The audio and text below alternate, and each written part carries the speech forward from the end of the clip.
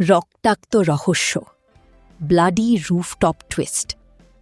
আজকের এপিসোডে গুলির শব্দ, ছাদের আতঙ্ক আর স্মৃতিভ্রংশ সবকিছু মিলে শিহরণ জাগানো রহস্যের ঝড়। দুর্জয়ের ষড়যন্ত্র। চুপি চুপি ঋষির কাছে পৌঁছে দুর্জয় এমন এক ইঞ্জেকশন দিল যার পরে ঋষির পুরনো সব স্মৃতি মুছে যেতে পারে। এটা কি নতুন কোনো ষড়যন্ত্রের শুরু?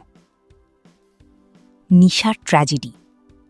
এদিকে উজি আর জিত বসু নিশাকে খুঁজতে দৌড়ঝাঁপ করছে, কিন্তু ছাদের ওপর যা হলো সেটা কেউ কল্পনাও করেনি। নিশা বারবার বাঁচার চেষ্টা করলেও সায়ন্তনের চোখে কোনো দয়া ছিল না।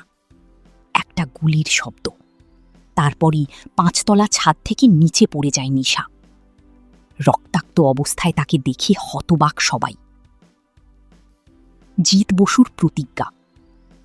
জিত বসু তখনই পুরো হোটেল ঘিরে ফেলার নির্দেশ দেয়। তার একটাই কথা, যে এই হামলার পেছনে আছে তাকে আমি খুঁজে বের করবই। সায়ন্তনের চালাকি। নিজের সব প্রমাণ মুছে ফেলে ঋষির হাতে বন্দুক ধরিয়ে পুরো ঘটনাটা অন্যদিকে ঘুরিয়ে দেওয়ার চেষ্টা করে সায়ন্তন। ভানুর রহস্যময় এন্ট্রি। ঠিক তখনই ভানুর এন্ট্রি।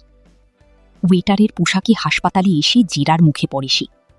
কিন্তু সত্যিই কি ভানু নির্দোষ, নাকি এর পেছনে আরও বড় রহস্য লুকিয়ে আছে?